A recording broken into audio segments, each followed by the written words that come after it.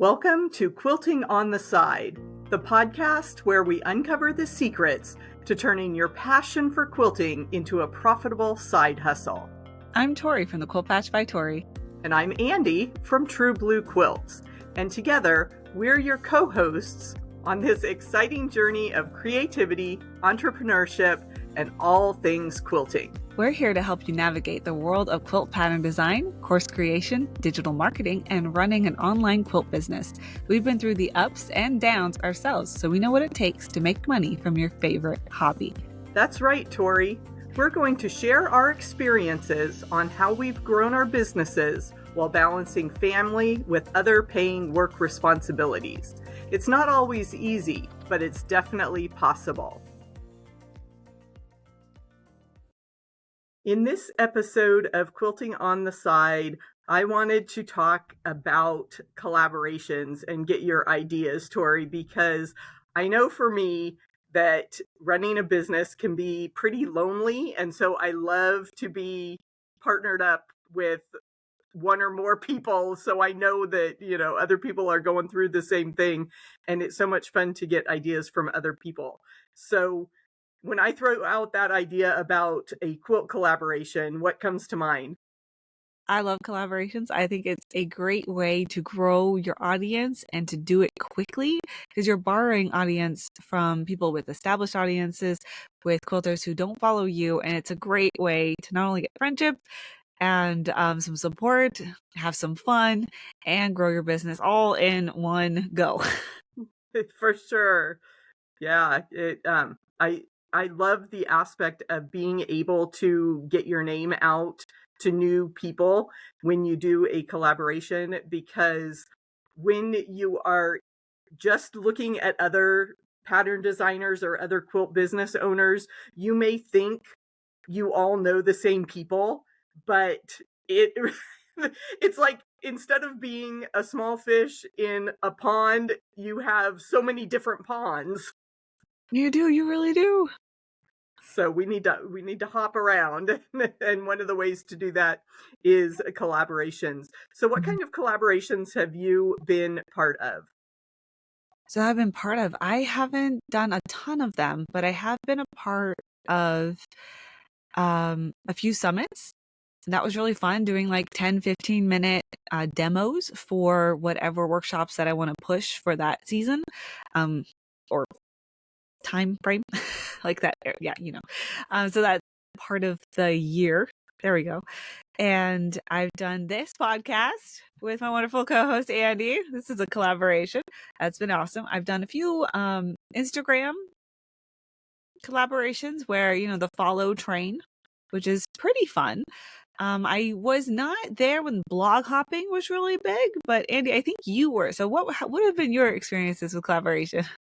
Yeah, for sure. Blog hops are a big one, and they're still going on. I've got a couple coming up this spring and summer, so we will definitely get the word out about that. Same thing, I've been a part of Instagram giveaway loops. Like you said, the follow train is one way to do that. And before we started this podcast venture, I think we both had experience being guests on podcasts.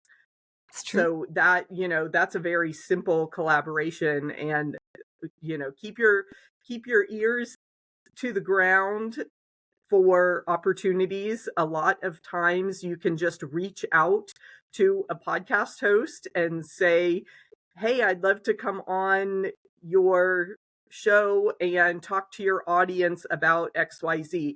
Because I think my first tip to people for starting a collaboration is always to present that value to the audience, whether it's people reading a blog, people scrolling on Instagram, they have to find some kind of value in it.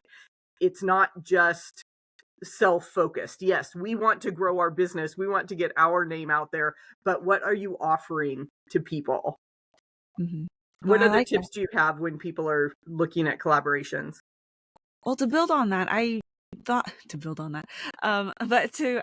you were talking, I remember listening to a podcast on a PR specialist, and what she called her method the 3 Whys. And I'm struggling to remember all of them, but the two of them that are really important, I think, for reaching out even to us or any podcast that you want to be on or any kind of collaboration can be, why you, what are you offering, and why now? So why you, why now? Whether you're reaching out because it's summertime, traffic is going to slow down. So everybody's not, traffic is going to slow down. So maybe this is a great time to reach out and see if you can get a little boost in the summer slump. Maybe fall is coming. Maybe Mother's Day is coming. Maybe there's an event coming on. Maybe QuiltCon is around the corner. So that why, I think, can really play a great part. Or are you releasing something? Like, I have a book coming out. That is something I'm looking at is, who can I reach out to? And why do I want to be on podcasts now? Is because I have a book coming out. So something simple like that. I think that can go a long way as to why you're reaching out currently to someone in this space where they have the public platform. Any tips for reaching out? Make sure you do a little bit of research so you understand who you're talking to. I've gotten a few blog requests, like, can I post a blog, like be a guest blog person, a guest blog writer, and they don't even know what I do. They don't understand quilting. The closest thing I got was a textile company reached out and was like, hey, we have tips on decorating with textiles. Can you want to contribute a paragraph and we can post on your blog? And I was like, you know what? Let's try this. Let's see how this goes. And it didn't do anything. Like, I did not get any traffic from that. So really, I think a tip for me coming out of all of this is get specific on who you want to reach out to, and then do, again, a little bit of background knowledge, a little bit of research so you understand who their audience is. And that way you can lead with that, why you, why now? Yeah. I really like that aspect of, making sure you're aligned, because for me as a quilt designer, I would not be partnering with someone who does wool applique, because that is not my style. I am more just in that kind of medium space between traditional and modern quilters, because I love all the classic blocks, but I love the bright modern fabrics and kind of in your face bold designers. So I like to say I do traditional quilts with modern fabrics. So and of course wool applique is beautiful, but it's just not something I'm going to spend my time with. So I don't know that type of collaboration would be good, because I don't know if an audience that follows someone who does wool applique would even like my style of quilting. So you need to do a little bit of alignment. What other aspects have you noticed in collaborations that people should keep in mind? So one thing that I would encourage you to do is be really careful is not the right word. Be very selective of who you want to work with. Make sure that when you meet with them, that you have the same or very similar goals, where you're not talking about quilting for fun. You're talking about quilting to build your audience. So whether this is for blog hopping, whether this is for Instagram, whether you're a pattern designer who wants to collaborate with a long arm quilter, you're making sure you guys have a similar goal of building your audience, or whatever goal it might be. So make sure you have a similar goal, and really take a look at who you're collaborating with. Look at who have they collaborated before. What kind of stuff are they sharing publicly? What kind of content are they creating? That's part of that that is part of the background research, making sure you know who it is you are collaborating with, and that they can be a good fit with you. And honestly, if you meet with them and it's just not vibing, it's okay to call it quits. Like, it's okay to say, you know what, I think I'm going to take this in a different direction. And thank you for your time. And I really love what you do, and call it quits, because we don't want unaligned collaboration. Is going to come across the audience. They're going to know. And most likely, if the vibe is the vibe. But if it's not feeling right, then Mhm. your audience is probably not going to feel it either. And their And audience may not mesh with yours. So it's kind of like, right, and the sense I get from that type of scenario is that it's better to cut your losses early. You may have spent a few hours working on this, doing the research, talking to people, but it's better to just stop at that point than spend weeks getting ready for something and building up this big offer and doing a lot of social promotion and then having zero result with like 2 clicks on your offer and zero sales. We want this to be beneficial in terms of growing your audience, possibly making sales. I hesitate to say that the exposure and the connections are not worth it, because there's always that networking aspect that you do want to, make yourself available and lay the groundwork for future possibilities. But yeah, you don't want to spend a lot of time on something that's not going to pay off in the long run. and you might feel a little bit off when they're new. But don't let that like put you off. If someone is brand new to collaborating, just say, hey, just pull from experience you might have in other projects. Like we've all done group work. You know what it takes to be in a group. So pull your experience there, help build them up. And that's like, I think what Andi is really getting at is that networking and that really, all, was it raising tide lifts all boats. We want to help the people around us. So even if they are newer to collaborating or newer to business, it's okay to give a little bit to help them rise up to the occasion of collaborating. And then you guys can collaborate later on down the road and they'll know exactly how you do it. And they might be able to bring in their network. And it can be a really great community building thing for your business, but also networking building thing. So your audiences are going together, your community within your business is going together, and outside of your business is going together because you're making friends, you're networking with their friends, and it can be a great experience. So don't discount them if they're new. Help build them up. However, if they're not putting in the effort and you are practically doing their part and it's not feeling good, that's when I'm like, okay, maybe you should step back and really assess, is this something you want to move forward with? But if they're new and they're just struggling because they've never done this before, help them build up that skill so that they can also help you. So you're helping each other. Sure. Yeah, definitely. And I would challenge folks to, if you don't see an opportunity that you can join, then just create it, be the leader to do that. So my tip for someone, if they are ready to put together a challenge, is to start with something simple. Like we said, the Instagram loop kind of thing is fairly easy to put together, or a blog hop, or uh, something that is in the realm of the March quilting month, is a uh, connection of YouTube videos.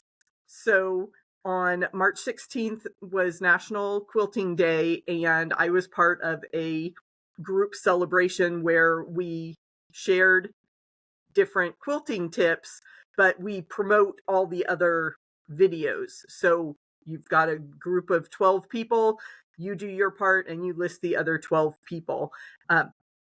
The good thing about that type of collaboration is that you set a range of your audience size. So it's not like you have a person, I'm just pulling a very well-known quilter, Pat Sloan, out of the library. She's got, probably 100,000 followers on YouTube. She's way up there. I am not at that level. She is probably not going to do a collaboration with me because that's too much of a gap. But so you can find people who are in a similar boat with a range. So like if you're still building a YouTube channel, you would probably go for, 0 to 1,000 subscribers. And then the next level might be above 1,000, but not yet at 10,000. And then the next would be 10 to 20 or 30, set Yeah. yourself a range there so that no one superstar person is feeling like they're going to have to drag along all these smaller uh, businesses and not get any benefit. Small businesses can group together and, as you said, lift each other up. Because if you're at that small business, you may only have, let's say, 500 subscribers.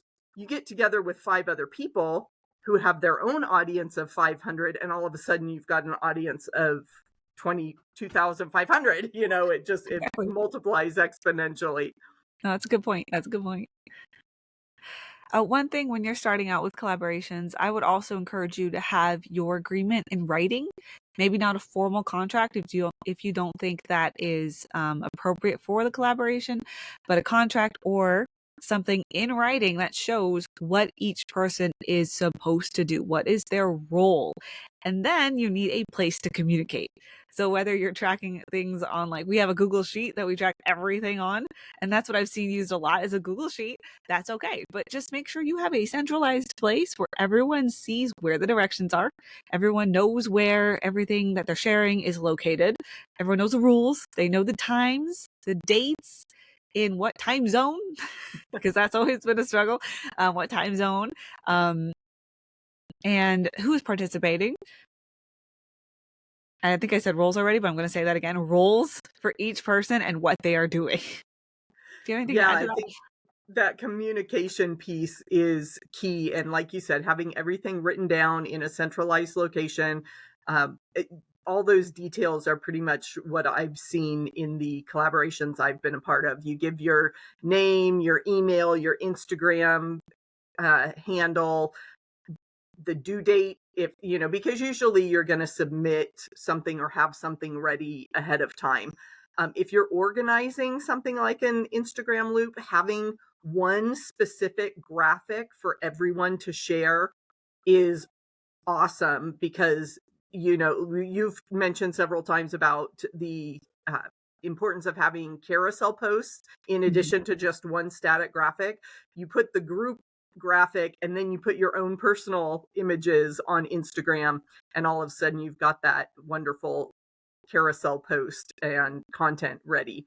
And If it there's makes it other, feel, and yeah, just yeah, add on to that, it makes it feel like an event, especially yeah, when you're talking online like that. It makes it feel like an event, because when we've done like Instagram giveaways, they go to their page or their profiles and they see the same graphic on every profile, so they know they're in the right spot. So even if it's not, Instagram algorithm doesn't push those static pictures, they know when they go to your profile, they'll see the same graphic they've seen on all the other ones, and they know they're in the right place. So it's always really good, like you said, to have that similar graphic that everyone is sharing. yep, yep. Another important aspect of collaborations, and I think you touched on it a little bit with having your goal and being aligned with the people that are participating, is to remember that you can only control the controllables. Yeah. So setting your goal for what you want to get out of a collaboration is, you can't predict sales, audience growth, that kind of thing from a partnership.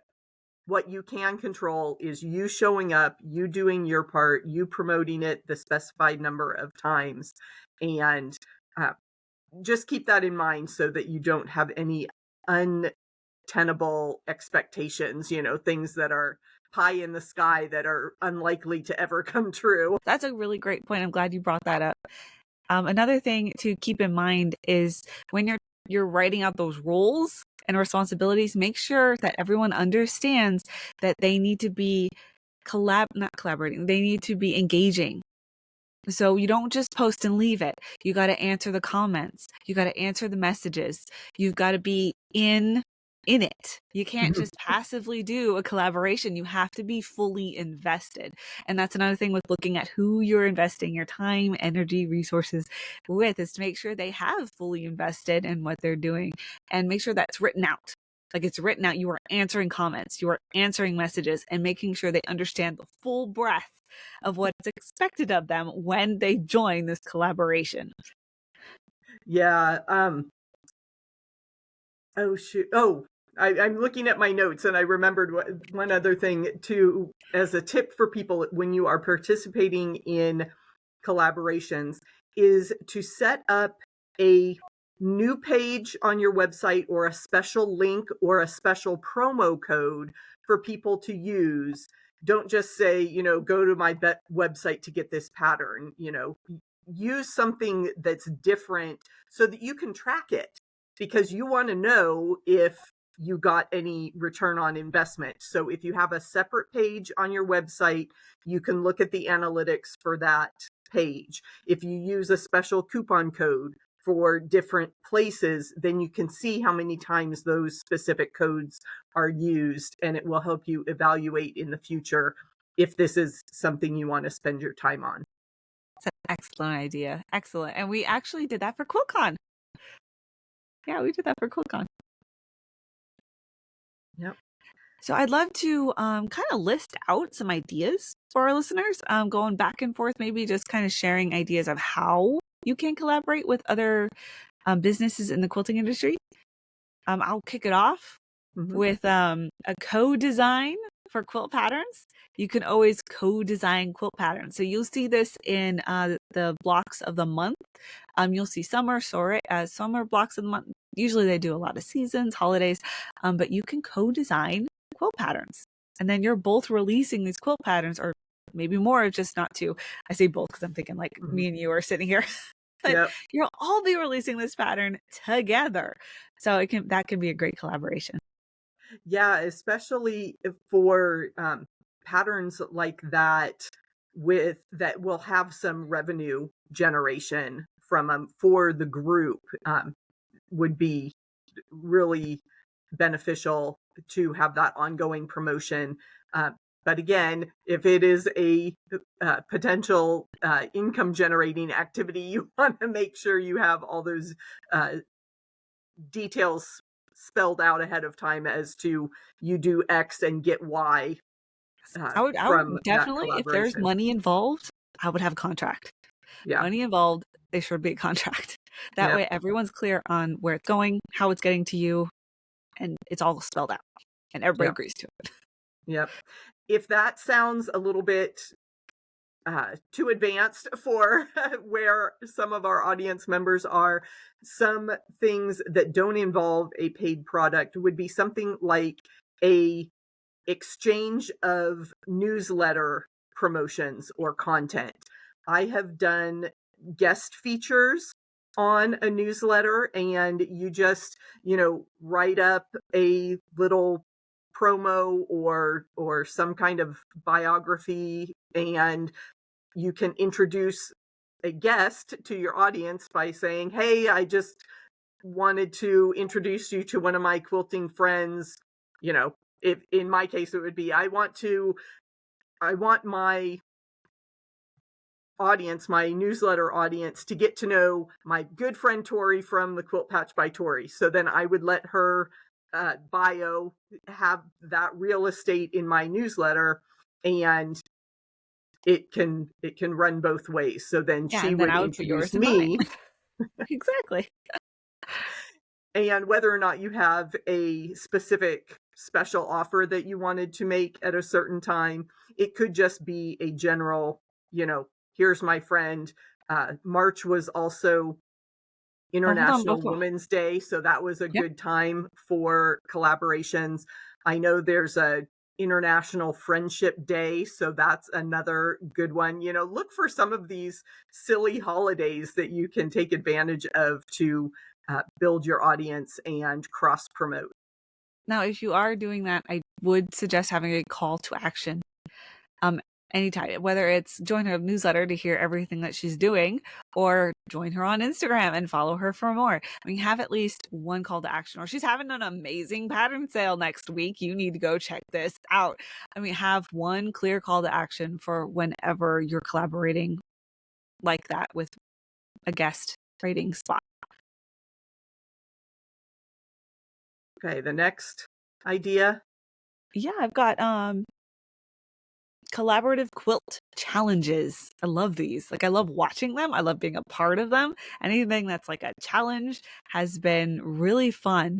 and just bringing your own expertise to this kind of challenge, or even with the pattern design, just bringing in your expertise. You were mentioning wool applique earlier. So if Mhm. you do wool applique, maybe looking for someone who loves beading, and maybe coming up with a quick project together where you're designing a pattern together, and then you have a challenge together where you're teaching everyone to create this quick project, whether it's a small pillow, maybe a bag, something like that, where they can have this challenge, and it can really get people excited and involved in your community, and giving them a reason to join your audience now.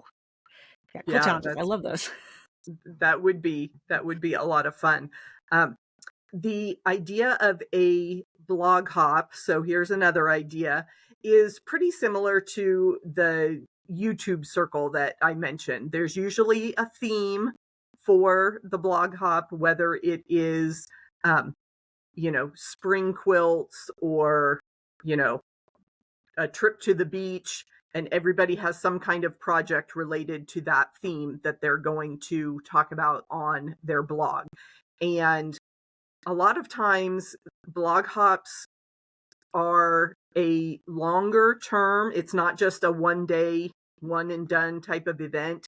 A blog hop can last for 2 or 3 weeks. I've seen month-long blog hops where there are 2 to 3 people every day, and these longer ones are sponsored usually by fabric companies and the bigger names in the quilting industry, where they can cast that wide net. And then again, it's just up to you to post on your specific day.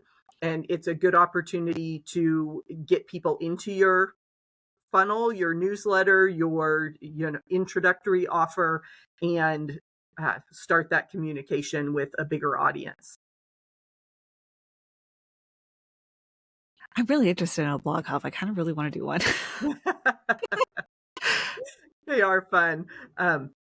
And I get, when you think about themes, I get so many ideas for collaborations. And with the variety of channels of communication that we have now, social media, you've got the blogging, you've got the newsletters, you've got Instagram, which is photo based, you've got all the different video places you can show up. It really opens the door to a lot of different styles of collaborations. Another idea is a summit, or like a joint quilt workshop class. Like you can do a summit where everybody gets 10 to 30 minutes. I've seen even summits with hour-long workshops where everyone gets a chance to teach. You all charge, or have a free one. If it's Mhm. like, especially if it's 10 minutes, it can be free. But if you're doing hour-long ones, that might be one that you can charge for. And you work together to create a experience, almost like a longer event where you get together and you teach your specialty with several other teachers. So again, you're introducing your techniques, your ideas, your patterns to a wider audience, and you get to teach them, which I think really warms up an audience if you're able to really interact with them at such a deeper level than like a static picture is what I'm thinking.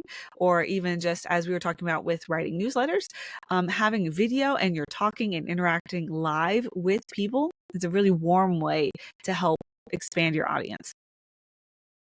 That would be fabulous. My mind is racing with all the possibilities of having that kind of joint workshop summit type situation.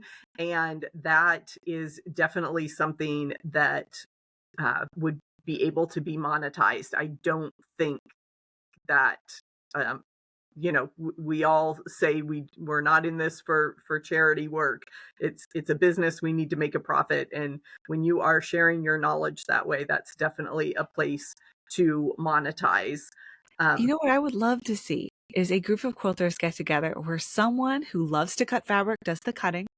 They all do the same pattern. Like someone does the cutting, then someone teaches the blocks, and then a little while later, someone teaches you the quilting styles that you can do, and then someone shows you a really cool way to bind, and maybe another person can like jazz it up. with like beading or like embroidery. I don't know. I would love to see a project come together like that. I think that would be really fun for other quilters, and just to kind of, they get to do what they love. They get to talk about themselves. They get to interact live with a larger audience, and they get to make something fun. And at the end, you can even raffle it off. You can give it to charity. You can do whatever you want with that quilt. But I think that would be really cool. Yeah, yeah, that would be fun. Um, Sounds like the logistics might take some figuring out, but yeah, I love that. Um, Another collaboration that I've seen pretty regularly in the quilt world the last couple years are these, I'm going to label them as joint venture pattern bundles. So this is another for-profit money-making collaboration because, but someone has to organize it. You pull in a pool of people, and I think one of the recent ones I've seen is get these 12 patterns for $19. Okay. Now that's a pretty low price point, a little over $1 per pattern. But if you've got tens of thousands of potential customers, that's going to be a pretty big deal. So um, I have not participated in one of those, so I don't have any uh, great knowledge of the back end logistics. I imagine it would be, a pretty detailed contract, and um, you know, whether there's money spent up front on Facebook ads or anything like that, to get that wide reach and guarantee that it's being seen by a lot of people. Uh, but yeah, that's another uh, type of collaboration that has piqued my interest recently. And there's another one. We got all kinds. Another way that you can collaborate is for charity. So quilting for charity.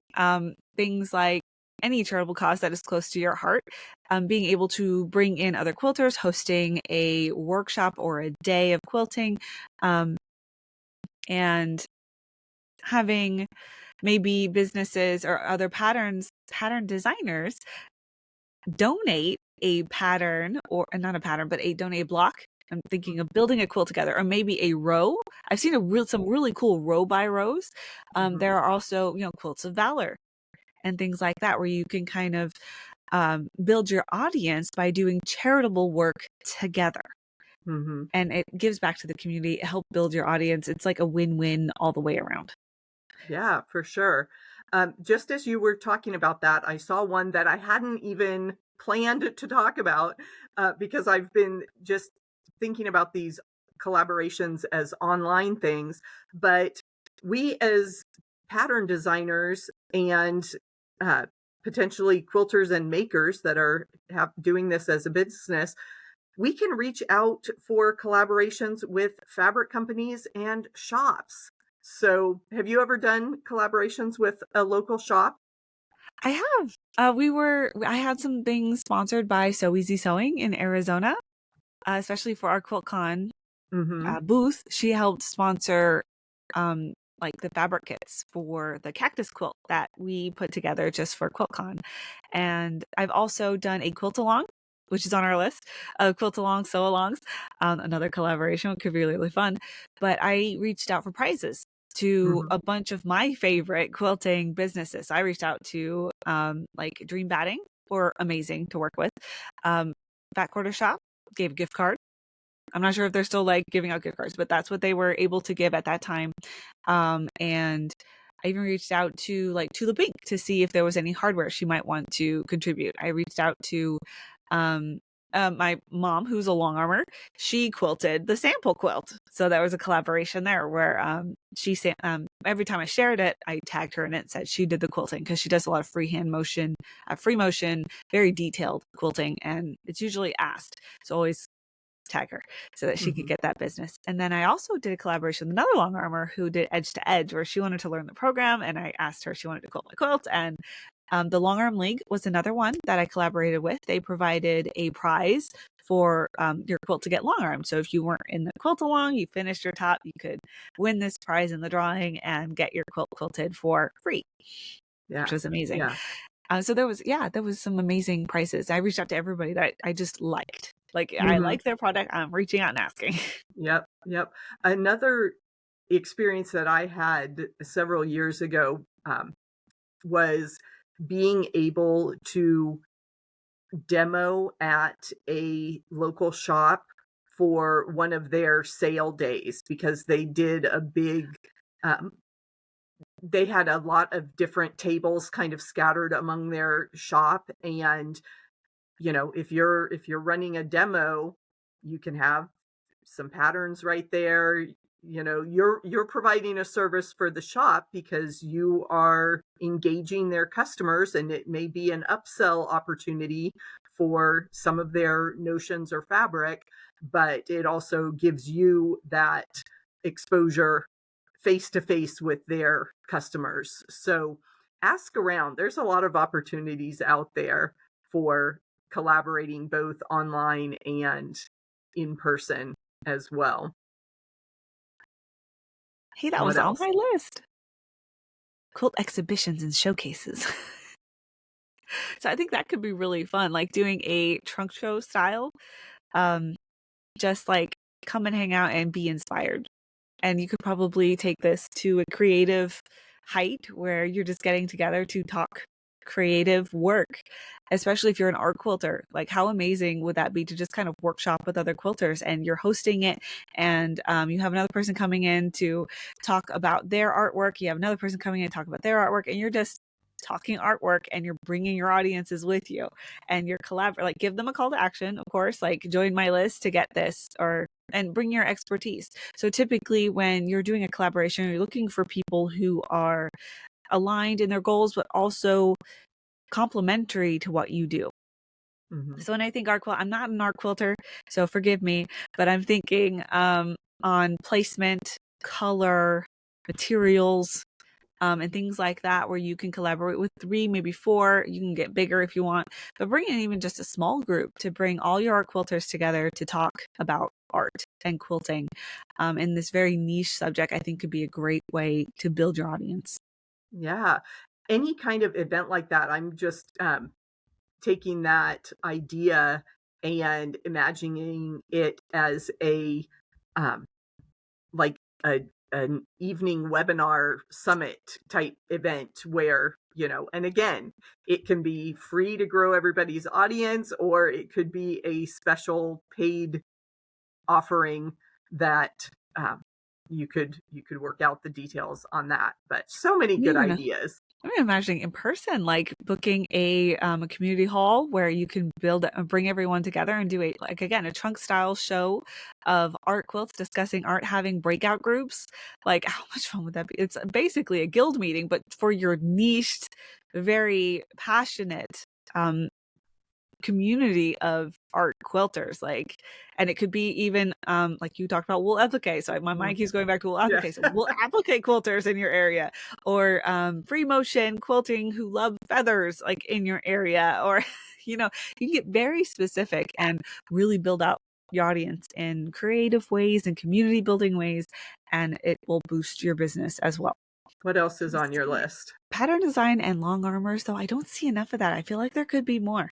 So I just want to throw that out there, especially with books, like helping out a long armor, the long armor helping you, like having that service kind of taken care of, or a discount where you can put them in their book and you can raise them up with you. I feel like that's a great collaboration to really keep in mind, is that you can reach out to other parts of the quilting universe and help you with especially the parts that you don't like.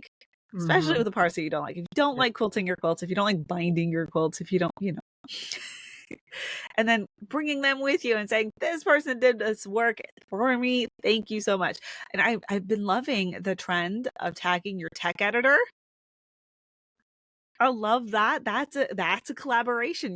You're tagging your tech editor for the other people who are looking for tech editors. I mean, I think that's amazing. Just bringing in everyone who helped you with this and making sure that you are providing information of where to get their pattern edited, or their pattern long armed, because we all know that when you make a pattern, the quilter that picks it up, so many of them want the fabric, the exact fabric you use. They want the quilting motif you use. They want XYZ. They want everything that looks just like the picture on the front. So all that information that you can bring, if you can bring a quilter along with you, I think that collaboration can be amazing.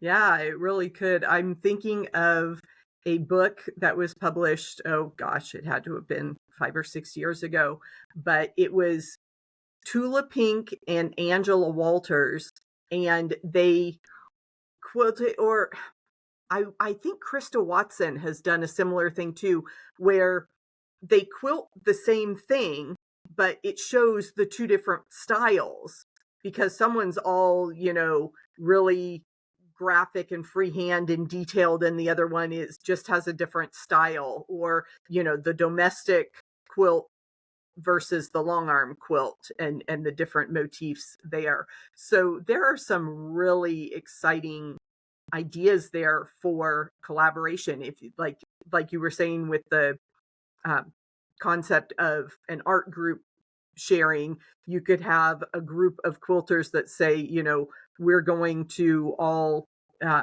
work with XYZ pattern and do our favorite colors, our favorite fabric line, our favorite quilting style, or even like, how would you quilt this block? And, okay, I've got a log cabin quilt.